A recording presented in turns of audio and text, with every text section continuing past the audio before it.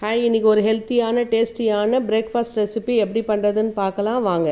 இப்போ பேனில் கொஞ்சமாக எண்ணெய் விட்டு கடுகு, கடலைப்பருப்பு, உளுத்தம்பருப்பு, காஞ்ச மிளகா, பொடியாக நறுக்கின பச்சை மிளகா, பெருங்காயம் இதெல்லாம் போட்டு நல்லா வதங்கினதுக்கப்புறம் வறுத்த வேர்க்கடலை நல்லா ஒரு கைப்பிடி சேர்த்துட்டு நல்லா பொடியாக நறுக்கின வெங்காயத்தையும் இதோடு சேர்த்துக்க போகிறோம்.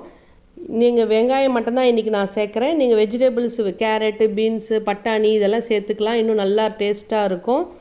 இப்போ நல்லா வெங்காயம் வதங்கினதுக்கப்புறம் தேவையான அளவு உப்பு, மஞ்சத்தூள், மிளகாத்தூள் இது மூணும் சேர்த்து நல்லா வதக்கிக்கலாம். ஒரு கப்பு கெட்டி அவலை 2-3 முறை வாஷ் பண்ணிவிட்டு தண்ணி இருத்திட்டு ஊற வச்சுருக்கேன்.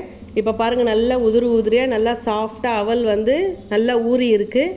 இப்போ இந்த வெங்காயத்தோடு இதை சேர்த்துடலாம். இதை சேர்த்து நல்லா ஒரு பெரட்டுனா போதும்.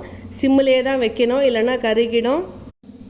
இப்போ கொஞ்சமாக எண்ணெய் விட்டு நல்லா இதை கிளறினதுக்கப்புறம் மேலே கடைசியாக ஒரு கப்பு தேங்காய் துருவல், நல்லா பூ மாதிரி இருக்கிற தேங்காய் துருவலை போட்டு ஒரு அரை மூடி லெமன் விட்டு 1/2 ஸ்பூன் சர்க்கரையோடு இதை ரொம்ப சுட சுட ஹாட்டாக சர்வ் பண்ணிங்கன்னா பசங்களுக்கு ஈவினிங்காக இருக்கட்டும், பிரேக்ஃபாஸ்ட்டாக இருக்கட்டும், ரொம்ப சூப்பரான ஸ்நாக்ஸாக இருக்கும். இது டிஃபன் ரெசிப்பியாக இருக்கும்.